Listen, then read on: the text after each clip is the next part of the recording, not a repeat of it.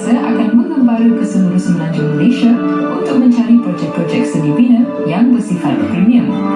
Saya akan membawa penonton berjalan juga menemui arkitek dan mereka terbaik serta menelusuri keindahan bangunan-bangunan yang inovatif dan berjiwa Malaysiana.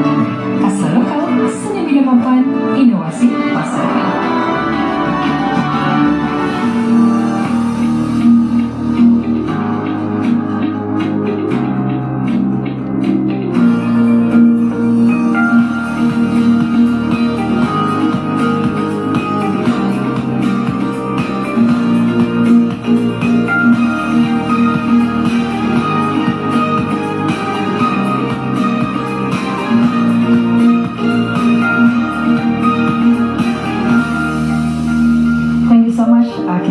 For allowing me and also my team Casalokal to be here. Boleh tak ceritakan sedikit tentang latar belakang diri anda?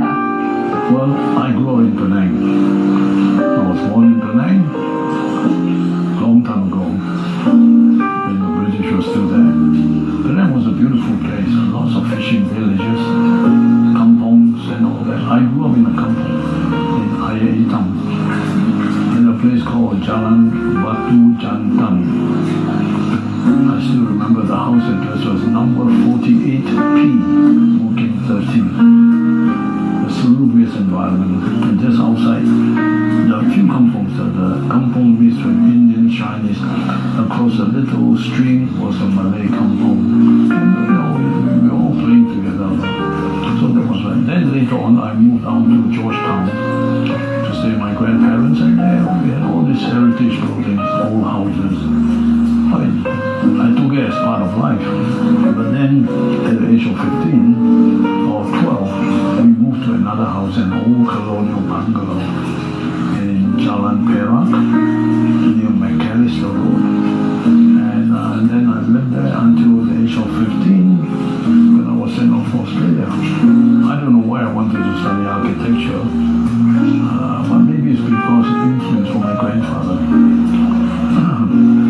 He used to buy a lot of old components from houses from the junk shop and bring it back to renovate our house in Ayatam. And so I used to follow him. You know how grandchildren always want to follow grandfather? So, I followed him along, went to the shops, look at this, look at that.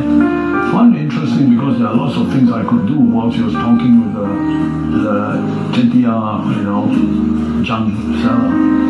So, I found it. Then when he gets it back, he transformed the house, transformed the kitchen, make the kitchen bigger, the living room, and then the little basin. He put in this sort of a very nice ceramic French-looking basin with pedestal and all. I thought it was fantastic.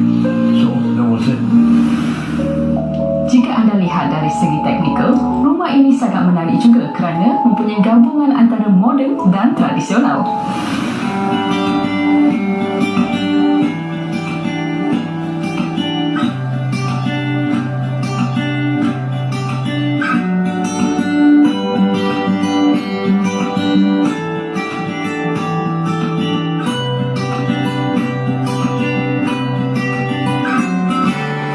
This house is really very much the traditional Malay house, raised on stilt. Originally the house was on stilt, but then the present owner, because of their needs and what have they, fill in the downstairs, and they've got additional dining room and kitchen and what have you. But originally the concept is to have it all open, and because this area in those days was a rubber estate, there was a lot of wet ants, termites. So that's why I decided that in order to preserve the building, I have a concrete base. So I elevated the lantai all in RC. Then on top, all the walls, the whole house, everything is in timber, in kayu. The walls are in timber, the roof, everything and so forth.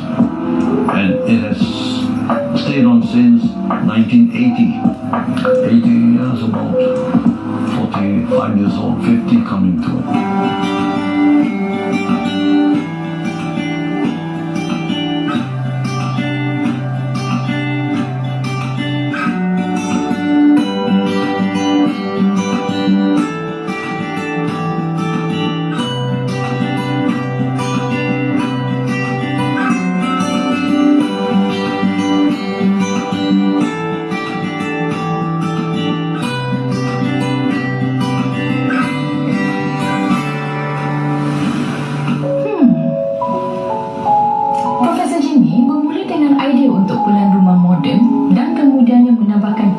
strategi vernacular untuk membuatkan rumahnya lebih menarik.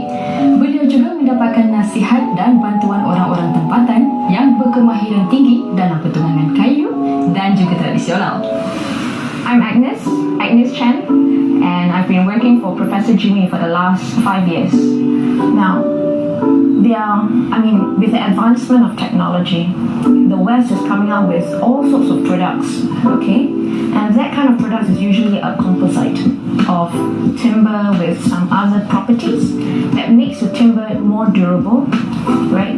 And there are some which is what we call artificial timber, or that timber that looks very much like timber, but it's not timber, it's made out of bamboo.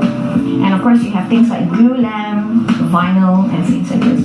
Yes, they are good. But don't forget, most of these products, right, that's being churned out and experimented were all done in a temperate climate country, like Germany, it's all mostly in the West. When they conducted all this research, right, to come out with new products that is more durable, what they claim more durable, is more sustainable. Now, you ask yourself, is it really more sustainable? Is it really more durable? Because don't forget, when you come up with products that were experimented in the West with 4 seasons, hey, when you come to Malaysia, you import it into the country. Our humidity here, right, with the kind of humidity that we have, the products are not going to last, right? So this is where most of the time people overlook the aspect of our climate here, our tropical climate here. And as architects, you have to be knowledgeable, not in terms of architecture. You have to understand where you are designing it for, right? Your context, right? The climate and things like this. Mungkin setengah orang berpendapat bahawa rumah kayu sudah ketinggalan zaman. Tapi sebenarnya, rumah kayulah yang memberikan penampilan estetik dan mempunyai nilai yang tersendiri.